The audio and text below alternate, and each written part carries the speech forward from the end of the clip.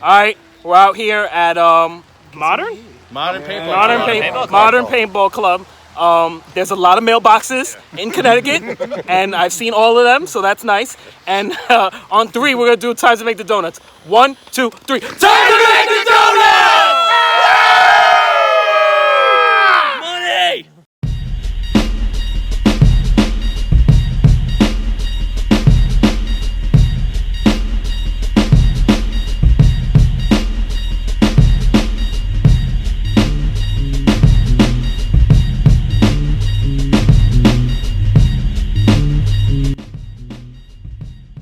Hello, my beautiful paintballers. It is I, Smoke, from the Nomad paintball team, aka Meme Face.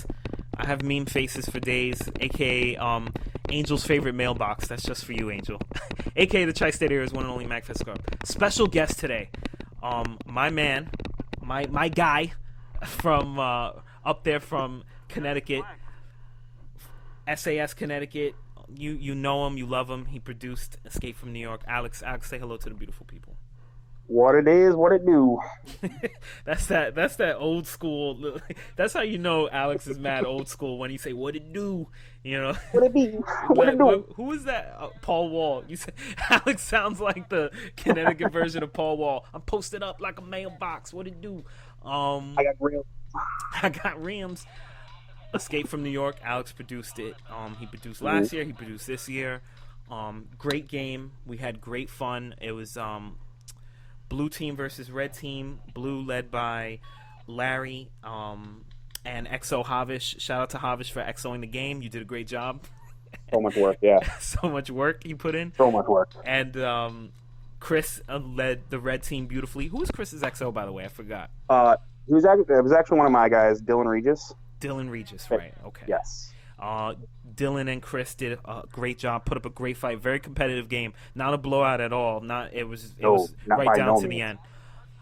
Now this took place in Connecticut, and New England Magfed, for better or worse, is kind of all over the place right now. Where do you see New England Magfed going in the next year? Like, where would you like to see it? Honestly, as it sits right now, collectively, yes, you got New Hampshire stuff popping off, Mass stuff popping off, and us, and then obviously with you guys, I would like to see more of like a push, if we can try to get it towards like upstate New York, somewhere like a different locale. You know, try to find those untapped hidden gems. You know, because it's great playing at fields and whatnot, but I want to find something different. You know, something that hasn't been claimed yet by our, mag-fed grimy hands. You know. So you want you think that everybody, from like my perspective, is like everybody's complacent with just playing in their own backyard, but you feel if you found one place that everyone could kind of gravitate to and come together that's new, that they're not playing at, that could be a good stepping stone to getting like New England on the same page. I mean, I truly think that, because if you really look at it, yes, we are becoming, I don't want to say stagnant, because we have a lot of great games, a lot of great producers in the fold right now. If we just kind of push ourselves a little bit harder, we're at a great place right now. I'm trying to find the next thing that's better. I'm never stopping. So even if we find a field in the backwoods of like Albany that has never been found before, it's like a hidden waterfall. If we can find that and tap that, please believe, I feel like we can go for like another 10 years. Screw next year, Yeah, no, definitely. I don't even want to think about like MagFed in 10 years. Imagine that. I don't know if I could do. I don't even think I could do 10 more months of MagFed online.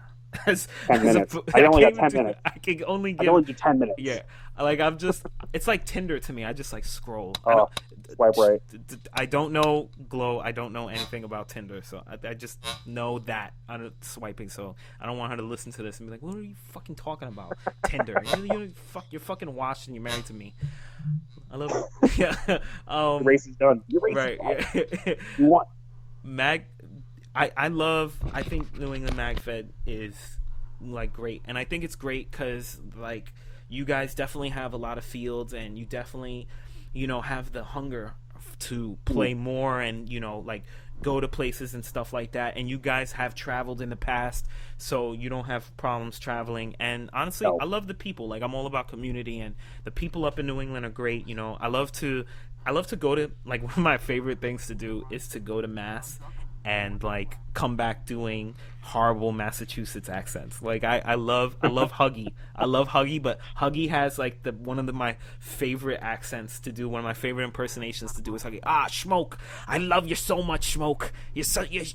How's everything? How's the how's Gloria? How's it? Like, he'll change his like the pitch of his voice, like, in a minute. Like, he could be like real grimy like this and be like, hey, how's Gloria doing? Is she all right? Is she good? Everything's good. How's the little man? How's X? Yeah, my gun, I don't know what's going on with it. You think Angel like, it'll, like, I didn't even get to answer the question yet, and he's already like, yeah, my gun is fucked up. I don't know what's going on with the thing. Yeah, Zach's in hockey. You know, like, it just goes all over the place. It's like one of my favorite things to do. And it's funny because, like, the Spectre guys, like, they just they don't even have Massachusetts accents because they're just, like, all hood Spanish dudes.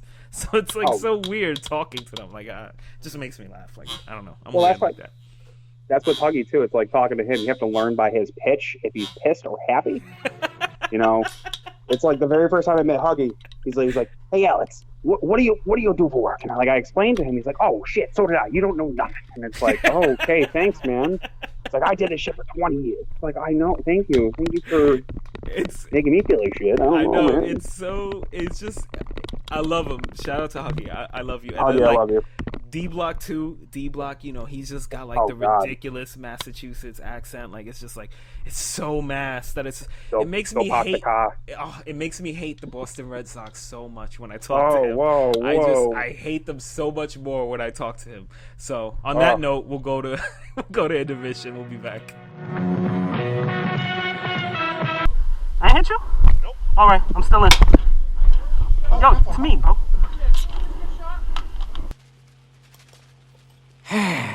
Politics. Oh! Coach is a bum. Oh, bloody hell! Beetle Bailey. Oh, that's it. All right, fat man. Two can play at that game. Friendly fire! All right, we're back. So you guys added stuff to Modern. Yes. When you're thinking about, like, adding stuff to a field, and particularly for your event, like, what's one of the main things that you wanted to focus on that you feel you nailed? Well, what I try to do after every game, especially after the last year, I mean, Airstrikes, RIP, I really try to get player feedback in the sense of what would you guys like to see, what would you like to play, how can I make your experience better? So a lot of the concerns, I wouldn't even really call them concerns. One of the critiques that I had was tighter quarters, but more playable with lanes. So when my friend Dan and I, when we were producing the game together for this one, Brian, shout out to Brian, the field owner was like, hey, go crazy. So when we built the new additions to the field, we're like, I would really like to play this. These guys really want to play this, so let's add this. So we put more emphasis on tight play, but long ball. Right. So, you know, we wanted to make it an enjoyable experience. So every year, actually, even after this, we're going to start talking to more players and try to figure out what we can do better. So you guys got to hit up for me. It's for that very reason alone. I love that city. I love, like, the UPS boxes and the FedEx, like, you know, old container boxes, like it, and the black, like, drapes over it, like, that you'll see in the video. Like, I love that because it reminded me so much of Field of Fire. Like, Field of Fire was great. They had this great CQB. I've shown it on my channel before. I sound like a fuckball celeb. Oh God, just shoot me. Mass versus New York Volume 1, I believe it was. I love that maze, and it reminds me, it's not a maze, but it's like a little city with just that you could kind of move around, and, you know, you could snap shoot, and you could do a couple things. When we were doing the planning, you know, Money, he was great, and he was like focused, like, we have to take that edge of the town and keep them trapped in the woods, and that was the idea. Like, use the town because we could run to cover. We're okay. We're not hampered down by the woods. You know what I'm saying? Like, the woods is, it'll hamper you down. We could just kind of move around and do stuff, and it was great. Like, we had we had great fun. I thought the field was awesome addition. I like the spawns. I like that. Like, we were already, it was great for us. Like, it was very advantageous. Like, we already had the city. I was like, oh, thank God we're not flipping. I literally told Money to keep asking him. I'm like, make sure that we're not gonna flip. Please make sure. No. Like, I just make sure, because I don't want to give up this spawn. Well, that was one of the issues we ran into last year. I don't know if anyone remembers it. When we did the hard reset, we did the spawn flip to kind of go through the last mission of the day. Everyone kind of had an issue with the spawn flip because it's like, well, we already have good field position. We already fought for it. Why are we giving it up? This year, I was like, you know what, YOLO. You guys have fun with it. Make it work. It's a big game of risk. If you can't control Russia, you're not going to get Alaska. So have fun with that. That's how I look. That's how I looked at it for planning for this one. And you know what? It's simple is better. Like, you don't want to overcomplicate things. And I think some producers, like, they it's almost like they're showing off with how complicated they want to make the rule sets. And it's like, all right, guy, I get it. I mean, you're smart. I'm the kind of guy that could fuck up a wet dream while being wide awake, So, like, if I can have a possibility of messing it up, I'm like, oh, then 30 other people can. So, how could I make this simple? Which is why this year, when we did the props and everything, I was like, oh man, big crate. Let's do big crates. You can't miss a big crate. Right. Oh, how can we make it easy on my back? Because I'm probably going to drink the night before. Let's put them down already. Let's not activate them until they're ready. Right. Like, oh shit, word. I thought simple is better. Oh yeah. I sometimes, like, I don't mind prop games. Like, I understand. Hey, it's just a prop game. Like, you just picking up props, and that's part of scenario. Me personally, like, sometimes I don't mind it. Sometimes I'm just like, oh, I'm tired of it. But if the field is good and it works, like, this was a field where usually I hear slapsticks. Like, I heard the flags at Dominion. They were doing flags, and I was like, oh, this is gonna be so annoying. Like, I looked at it as just like an annoying thing. Like, oh, we gotta focus on these flags. We're worrying about money and everything like that. And I'm just like, for this game with slapsticks, when I heard slapsticks, I was like, that makes sense. Like, it makes sense for the field. Sometimes you have to do things that make sense for your field. And most definitely. Play up to your field, and not so much just because you're doing it for the sake of the game. Build the game around your field. It's real simple. See what shines great about your field. You knew that the castle in the back was going to be a focal point, right? You were like, want stuff to go down there, right? Yeah, because you could tell the way you made the missions. Yeah, I mean, and I am the first person to admit it. I hate that hill. So if I get to see, like, 80 other people run up that hill and it's not me, I'm okay with it. But if you don't have that hill and you're trying to win, it's not going to happen, because Battle of Bunker Hill, if you fight from high ground, you pretty much have it. So if you don't have the high ground, you'll lose it. It's funny. Which is why, oh God, yeah. It's funny because I would tell guys, don't go through the woods up that hill. You're just wasting time. Go to the edge of the town, then make a left. Exactly. Just go. Why are you going up through the woods, up the hill? You're slowing yourself down. Just go make the left. Go to the edge, make the left.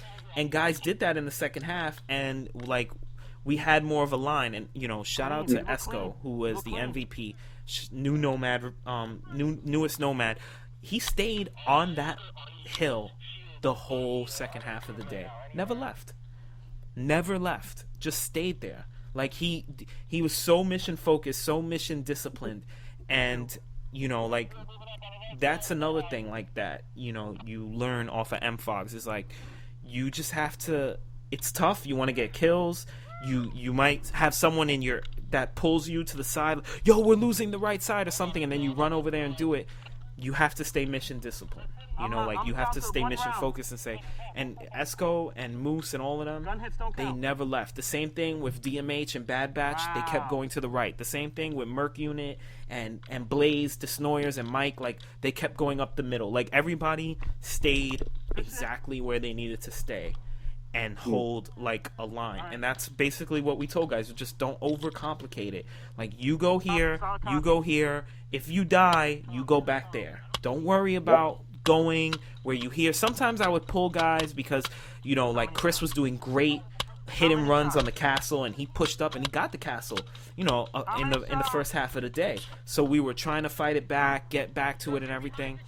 But like, Spectre, go to the left. They were in the left like all day. Like, go where you're supposed to, stay mission focused, and the game is so much more easier. Like, so much more easier. At the start of every break, it was like watching gazelles going across the Serengeti, because literally see this line of people, then all of a sudden they all break out into those little formations running where they gotta go, and I'm like, holy shit, this is like a well-oiled thing. What the hell? But I'm not playing. I was telling Desnoyers, and Desnoyers was like, how did we pull that off? Because it was very close, and I say this, it really was. I say we really escaped. Like, we really did escape with a win. I really believe that, because I see what you did there. Yeah, the thing was, like, it was just guys staying like mission focused, and guys staying exactly where they were, and with the numbers that they had and the aggression that they had, like, we could have easily lost that game. And honestly, we should have lost that game. But that blue squad, all those teams, like, Bad Batch, even guys who didn't have a team like Moose and his brother-in-law, DMH, the unit, Omar, Merc Squad with Aquazi and I forgot his name, man. He's fucking good dude. And Desnoyers and Mike on BK Actual, and all of those guys that were on blue, those guys were really super, like, tenured Magfed scenario guys. Like, they've been to a lot of different scenarios, big and small, on this coast and on the West Coast. Like, they know, they've seen it all. So, like, they're very, very good at that. And shout out to all of them, because it was easy. It was easy playing with them. Like, we knew each other so well, and no one stressed each other out. So it was much easier than that. And a big thanks for that, because it made my life easier day of. Because normally I'm used to, like, okay, 30 different people asking the same question. I'm trying to get the answer. This time it was like, hey man, when are we doing this? What's going on with this? Like, right. Thank you for making it simple. Yeah. Oh, another person, Eric from Gravediggers. Even though I hate saying that, yo, Eric, you're Force Ricans, B. Stop with this, Gravediggers. All right, you guys are the Force Ricans. All right, I don't want to hear this shit anymore. Shout out to them. They're doing something new. He was great with his box mag. I know I'm forgetting people, and I know they're gonna kill me, but you just catch me, tag me, and call me a fucking idiot or whatever. I'm a scrub anyway. You want to shout out anybody? Just big shout out to Larry and Chris for being able to come out there and do it. Shout out to you for picking up the ball that people dropped and whatnot. A big shout out to Brian at Modern for allowing me to throw my convoluted ideas out there and make something happen from it. And that's pretty much it. I mean, if I missed anybody, please, again, to piggyback off Smoke, shoot me, kill me, do what you gotta do.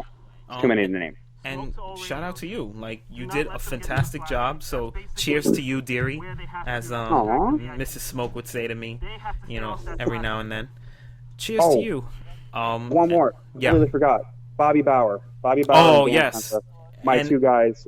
And his girl. I wouldn't have been able to pull us off. And Mary. Mary for making all the stuff. And Mary, she did a great job. Her and Callista were manning the table and helping organize stuff. So that was pretty cool to see. I just want to thank everybody for watching, and say goodbye to the beautiful fuckballs. How many shots? They do it. Goodbye. Bren, you've ruined us forever with "Let's do it." They do it. Later. Hello.